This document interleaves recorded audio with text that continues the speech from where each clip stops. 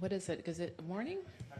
Good afternoon. I'm Muriel Bowser. I'm the mayor of Washington, D.C. I'm happy to answer a few questions. Emphasis on a few. Yes.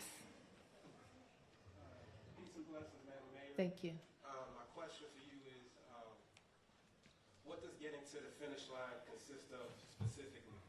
You know, what is your strategy in the final year of your mayoralty as far as getting us to the finish line, if you wouldn't mind just specifying? Well, I'm sure I'll have more to say.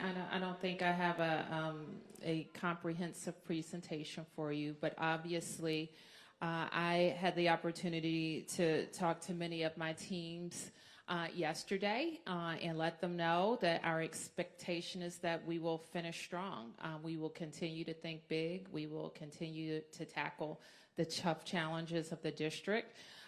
We will look at our own agenda, the things that I have promised. I will assess where we are with those, and I will take them as far as I can.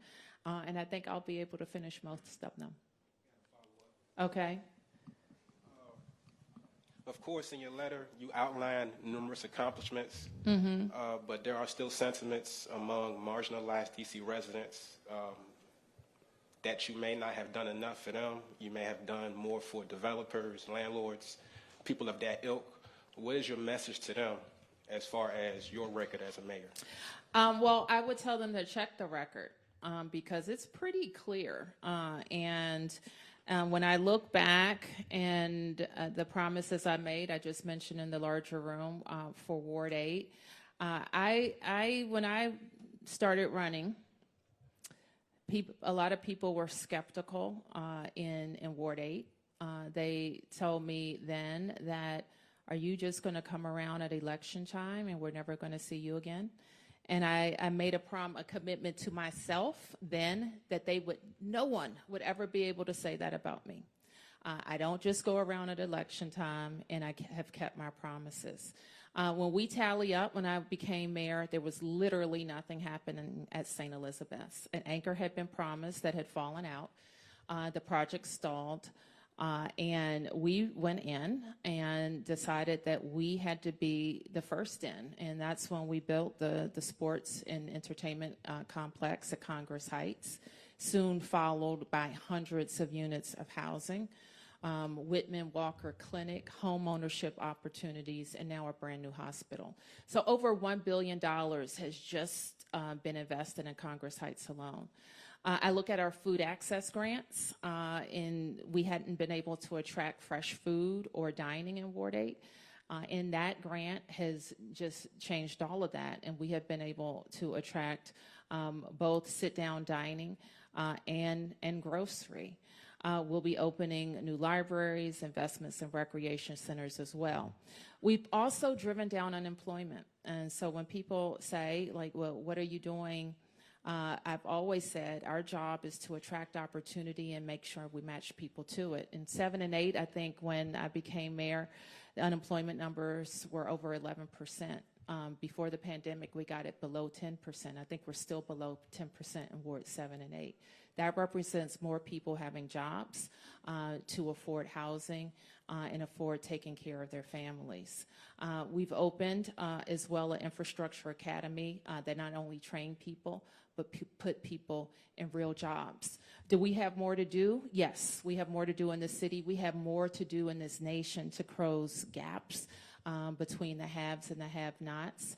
But I think we move the dial when we make sure that our systems are set up to help people get a good job, a life-sustaining job, and take care of themselves and their families in the district. So, as I said, we have built a foundation. Others will build upon it, but I'm proud of the work we've done. Yep. Good afternoon, Mayor. Good Felicia afternoon. Ashley, ABC 7. Your father was heavily involved in civic engagement. What was it like for you to carry on his legacy through your time as mayor and your decades serving? And if you're open to sharing what you're considering as next. Well, for some of you knew my dad. My dad was in the first class of ANC commissioners elected. He served a bunch of years. I don't even know how many, over 20. He chaired his commission, he chaired his civic association. And as a child, I went to a lot of meetings with him. and just really soaked it up. My father loved that I was mayor.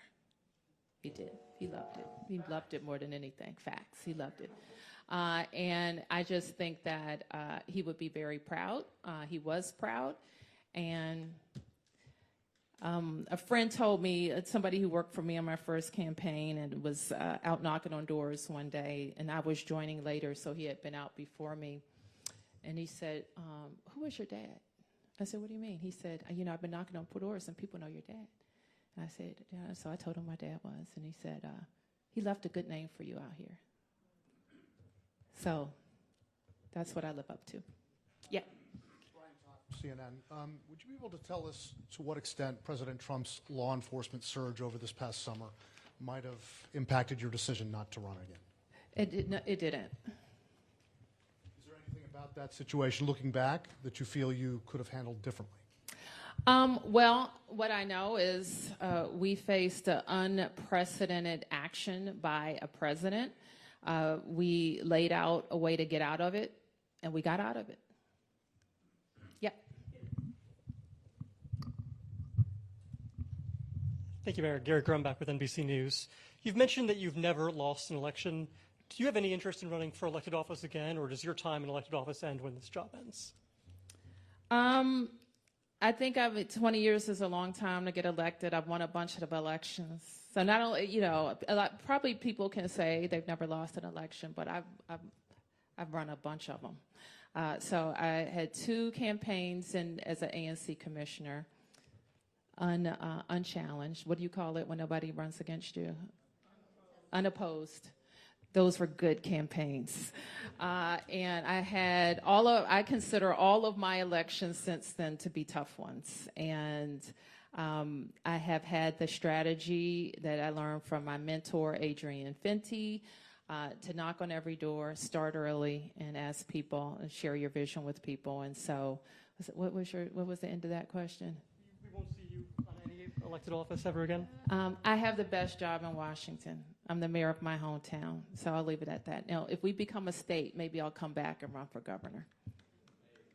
When we become a state. Yes. Mayor Bowser. Janae Delaxios. So you made this announcement that a lot of people are waiting. Do you feel at peace? How do you feel today? I feel fantastic. Listen, it's hard to walk away from it, and I think I mentioned this, from a job that you love. People have afforded me 12 years, and that's been good for us, but I think it's been good for the city to have some continuity and leadership across really complicated issues. Where's Rachel? Rachel Pierre is here. Her predecessor served for 10 years at DHS. I think that's unprecedented in D.C. government. And Rachel was there for a good part of that time, if not the whole time. And so now that continuity of a leadership is going to allow us to continue to push down rates of family homelessness and continue programs that we started and finished. The benefit of a long tenure is that there are things that you can start and finish. And I think we have been able to do that in a lot of cases. A lot of people will remember you for your sports accomplishments. Yeah. Is there anything, is that your legacy, or are there other things you would also put as high as RFK Stadium and the downtown sports? It's hard for me to rank things, and I think people's memories can be short, so they'll pick a few things, but I think I'll be remembered for a lot of aspects of my kind of mayoral personality.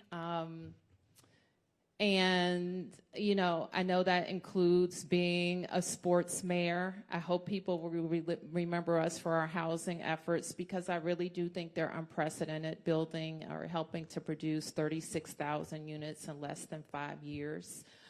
I think people regard me as a mayor concerned about fiscal responsibility and being a good steward of the government's money. I think people will regard me as a mayor who can get deals done on both sides of the aisle, and I think all of those things are true. I think that being a sports mayor in the sports capital, we didn't start off that way, and by 2030, we'll have every professional team, including our women's teams, in the boundaries of the District of Columbia. So I think that cements us as the sports capital. Yeah. Okay, I think we're coming here. Okay. Thank you. Alex Coma, WAMU. You won't be on the ballot next year, but for the people that are, they're wondering whether ranked choice voting will be in effect. I know Councilmember Felder has introduced a bill that would order a needs assessment, maybe delay this out from the primary. Do you think that's a good idea? Would you support a ranked choice voting delay? I don't know that I have a say in a ranked choice voting delay. It was an initiative that I did not support, and I think the Board of Elections is independent from my office, and they have, I have to tell you, I didn't get a chance to hear the testimony, so I'll have to get caught up on where the board stands. And if the council, I would talk to council members to see where they are with that. I think it's a big thing to deliver by June, especially given the state of play. And it's a lot for, I think voters are going to have an open mayoral seat. I don't think there's been one since since Mayor Williams, and you have a lot of movement on the council. So I just think that the most important thing is that we have a glitch-free election, that people have an opportunity to get to know candidates, because there could be a lot of them in a short period of time. Yes. Hi, Kate. Well, given the unique structure of the district and this current administration, what would be your advice to your successor on threading that needle of advocating for the people of D.C. and dealing with what you have to deal with both in the White House and on Capitol Hill? I don't think they're mutually exclusive. I think with every relationship, and I think we've had the opportunity to deal with every iteration. A Democrat in the White House, a Republican in the White House, a Democratic speaker, Republican speaker, Democrat Senate majority. So we've dealt with every iteration. And I have to tell you, I don't think our approach has been different.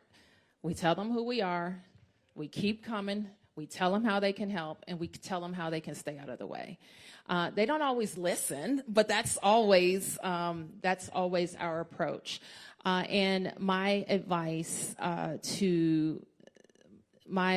is just that the mayor of the district is always going to have a unique relationship with the president and the Congress until we become a state. Yes.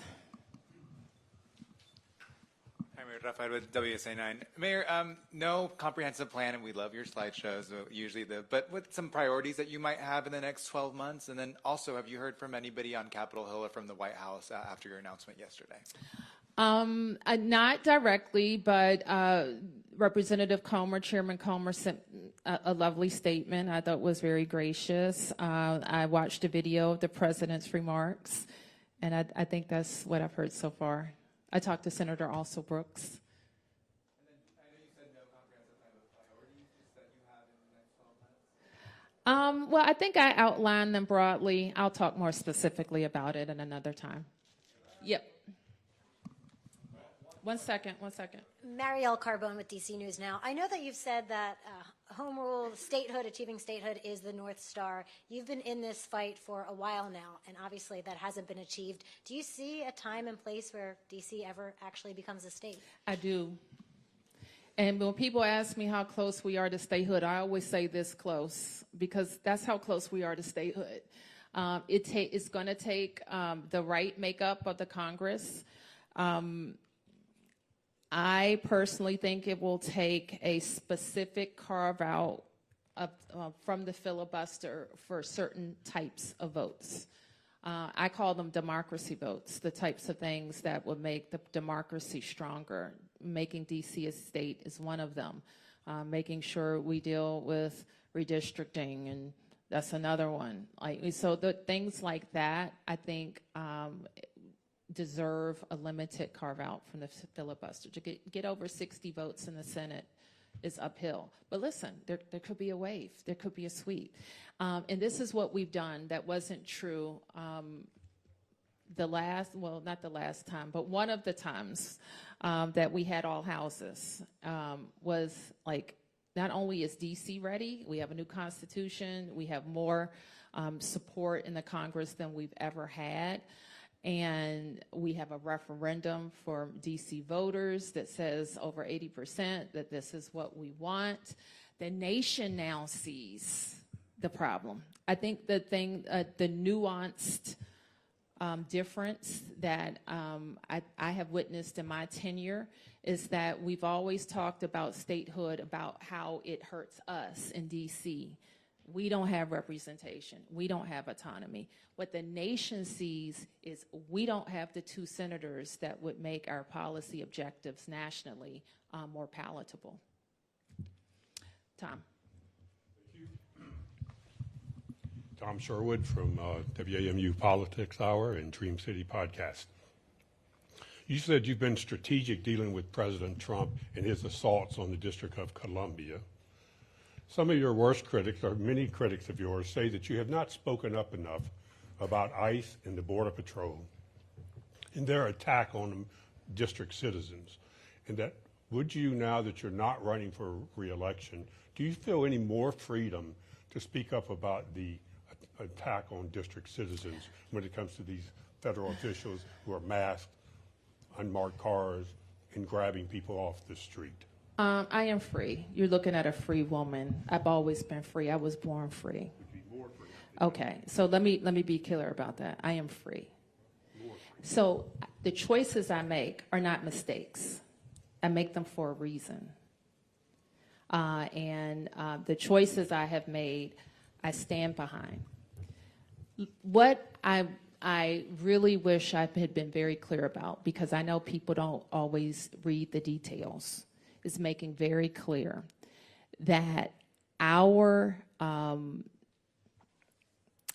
use of federal agents is not new. You know that. We have federal agents in the district all the time. And our emphasis on working with DOJ agencies was clear from the beginning. And immigration enforcement has never been our job. And so making clear that we don't do immigration enforcement and making that more clear in our mayor's order maybe would have helped a perception of federal agents working in D.C. as federal agents always have. I have a follow-up question. You've been in office now 11 years as mayor, and you have one more year. Almost, yeah. When is the last time you drove a vehicle? I drive all the time. Don't tell my officers. You have, well, that might be the news. You own a car? Of course. I own the same car. So I have a 2010 that I bought in 2009, and I plan to have it another 10 years. No. Yes, no, but I have a car. I can drive. Yes. Mayor Bowser, thank you for doing this. Nicole Scango at CBS News. You still have over a year to go, but what do you plan to do when you leave office in January 2027? And what are you most looking forward to doing when you're out of office? And will you endorse a candidate to succeed you? I will explore many wonderful opportunities, I'm sure. That's the answer to your first question. What was the second question? Will you endorse a candidate to succeed you? And what candidate do you think Washington, D.C. needs either to build on your legacy or to go in a new direction moving forward? This is what I know, that D.C. residents are going to decide, and they may or may not care what I say. I think there is a lot of belief that endorsements make a huge difference in races, and the last person who had the strongest coattails in D.C. was Marion Barry. And so that's not to say, and I said to the Post earlier, I'm a taxpayer.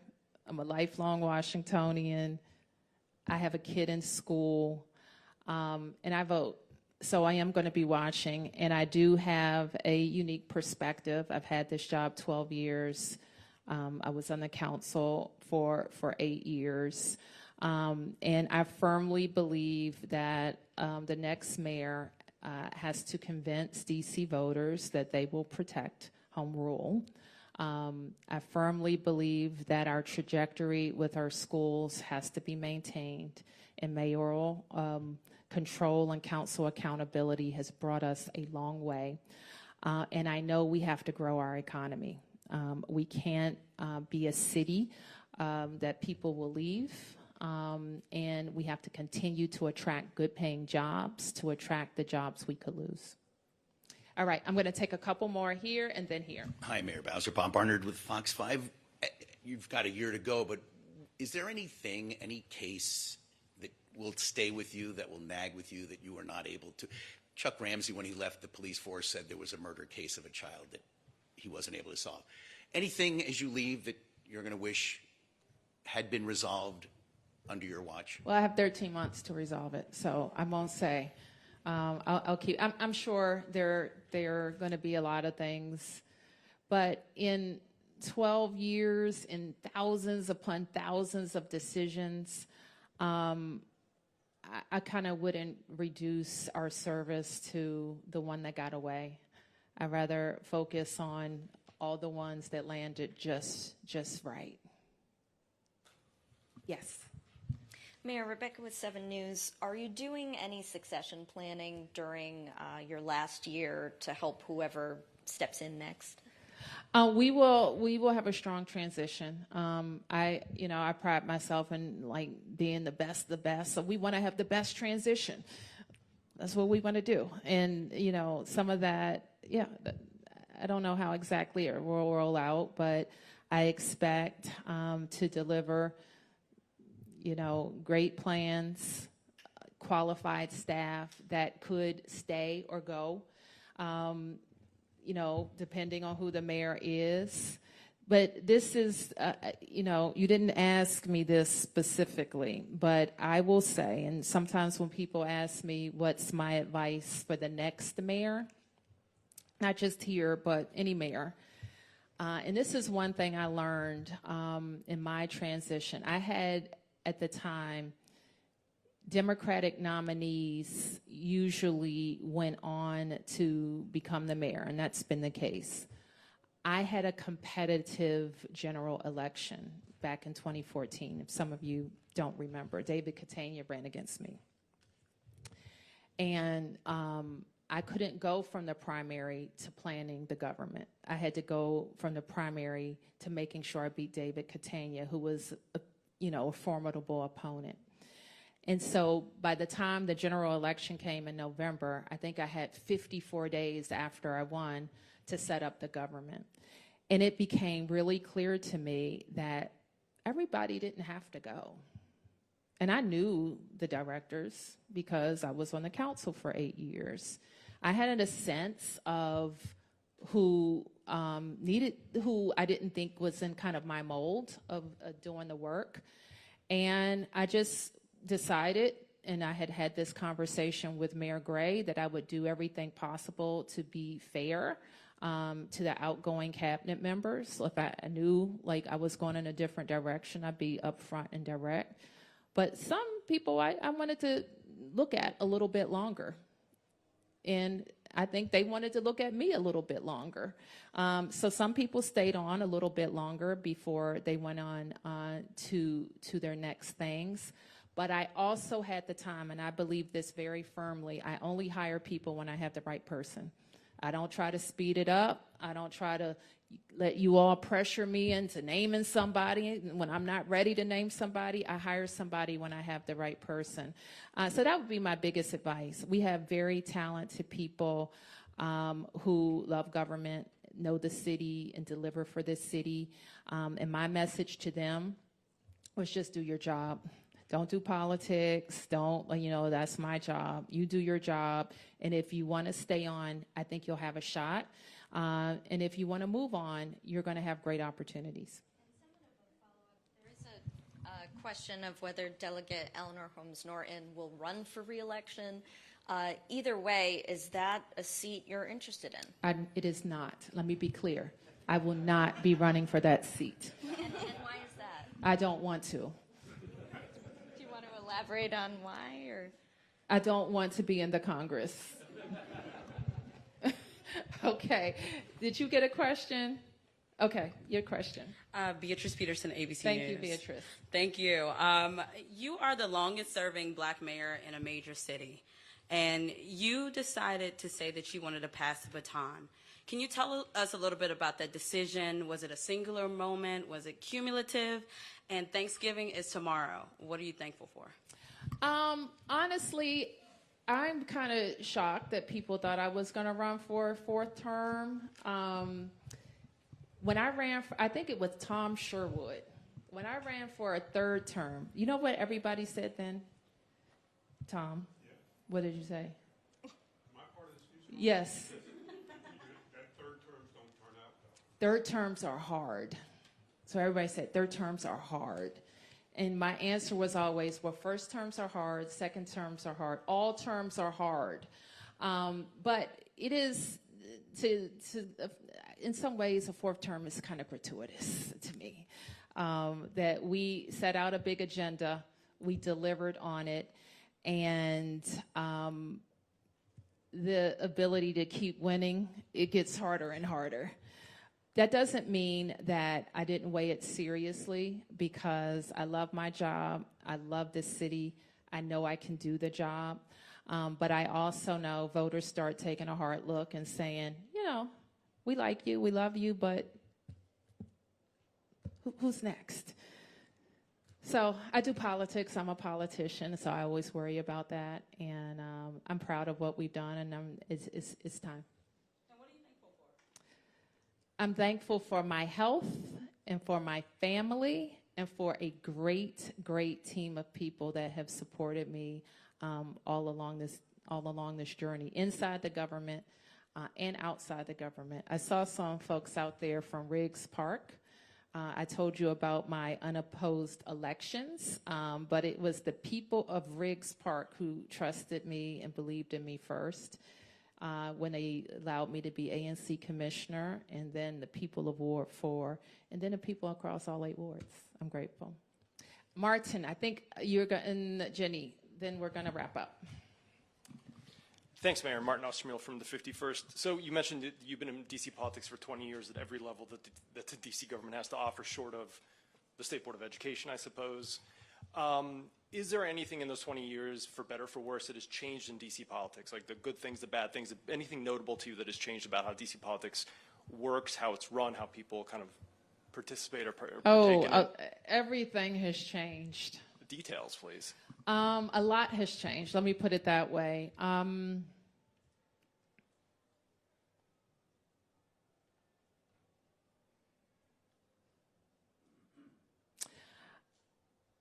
I mean, I think kind of the campaign nitty-gritty has changed from, I don't know, there have probably been 10 different fundraising changes in the time that I've been campaigning, at least.